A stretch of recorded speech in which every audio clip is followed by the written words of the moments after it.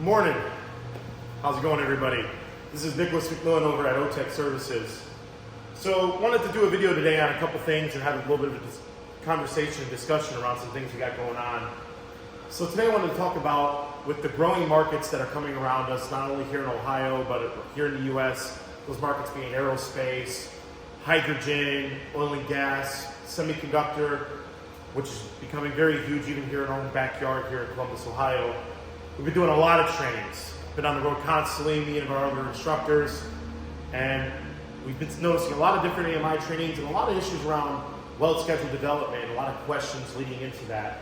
So today we want to have a high-level discussion and video on some of the things that you have to look for when you're looking at an AMI or any orbital weld system when you want to talk about weld schedule development or developing those weld schedules, which is really where all the training is around when doing orbital welding, right? So today I wanted to talk about some of the basics. So in here, and I'm not set up for it because again, we're just going to talk about some weld schedule development, not actually do any welds. You come in here, the machine's on. I come in to create schedule. Now, you can do an auto schedule or a manual schedule. For today's video, we're going to do an auto schedule. Here you'll notice it asks me for a couple pieces of information. That's diameter, your wall thickness, material, and your weld head. Now, keep in mind, the weld schedule is only developed based off diameter, wall thickness, and weld head type. It has nothing to do with material. So that's where having some understanding about when you put material, it's more of a footnote than anything.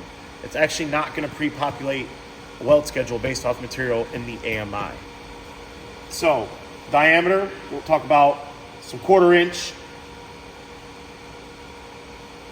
Backspace that. 0.35. A little more finicky to weld, not terrible.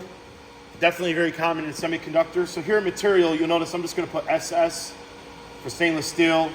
And then let's say if I'm doing stainless steel, I'll also put in the grade, right, or the type. So I'm going to put 316L. And I'll hit enter. Then weld head. I'm going to say I'm doing the 91500. Or actually, we'll say we're doing the 9750. Now we have a couple different things. We have auto pulsed, auto step, auto tack, and auto pulsed S3. All right, now that I have all the different pieces of information in, my diameter, my wall thickness, my material type, and the weld head, I'm going to go ahead and pick the type of pulsing method or stepping program that I want to use. Now again, in our later videos, we'll break down what each one of these mean and what they do, and what the attributes and the do's and don'ts for them are. But for today, we're going to talk about auto pulsed. So I hit auto pulse, it'll come up, schedule name. You can change that name to be anything that you want. I'm just going to leave it what we call it, 1/4 inch, 0.35, 316L. I'm going to hit save. And then it pre-generates a weld schedule. Now, got to remember, depending on the market, the company, what you're trying to fabricate, what you're trying to develop, what you're trying to achieve, to what code and standards is very important. So just relying on this to give you, out of the box, the most accurate program, you can't always count on that. Now, I'm not saying that the AMI isn't a wonderful machine. It absolutely is. It's a workhorse, it performs very well, it makes very good welds, it has really good pre-programmed, pre-populated weld schedules.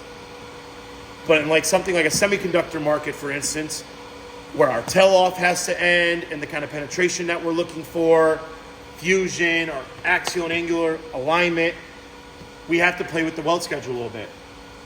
So I'm just going to go over some of the things to look for that help do that development, and so it doesn't feel like you don't know what you're looking at where you're touching. Now obviously if you look here, what's called power adjust. Power adjust is plus or minus a percentage of the current. So meaning if I want to go up in my primary amps or my background amps, that much percentage, or how much more penetration or lack of penetration that I want. Then we'll go to the real meat and potatoes. Again, here, this just talks about our speed, our max speed, our weld head, our arc gap, our cut length, which is the length of our electrode, material, diameter, weld type. But here in the schedule screen, it starts to really get into it. Again, first page it's going to come up, basic information.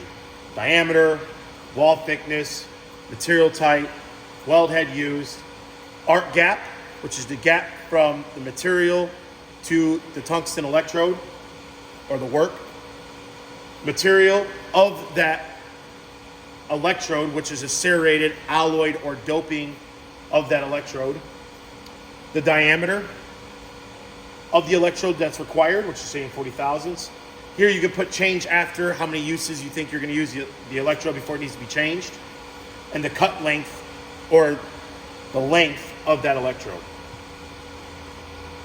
Page 2, we got our weld type, number of levels.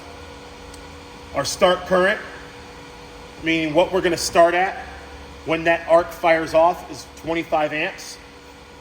Pre-purge for 20 seconds, meaning we're going to purge the weld head for 20 seconds before the welding operation begins. And we're going to purge 20 seconds after the welding operation ends. Travel and start delay. Really what this means is how long it's going to delay that rotor or that electrode is going to stay in that home position or that first level till it reaches or maintains that 25 amps. So it's going to sit there and delay for 8 seconds. That allows for the puddle to build up and to start to get some of that penetration going. You don't want to just fire off and start moving because you might not have the penetration or consistency in the ID bead width that you're looking for. Travel direction. Right now we're traveling the clockwise position. You can also change that to the counterclockwise position. And you can add some special notes. Now page 3. This is going to bring me into the parameters of each level, because this is what's called an auto pulse level, but it's a step program as well. Meaning that you have a primary amps, which is your high amps, and you have a background amps, which is your low amps. But you also have an average amount of amps in each level, and it's stepping down in those amps from level 1 to level 2 to level 3 to level 4. Because we're trying to carry that heat. And as we're carrying that heat, we want to maintain that amount of heat input that we have in penetration. So here we have our primary amps, our background amps, our upslope time, our primary speed, our pre-surface speed, and our average amount of amps, as I just discussed. It's really important, this when we talk about the training, on which these variables mean and how to approach them and when to make an adjustment.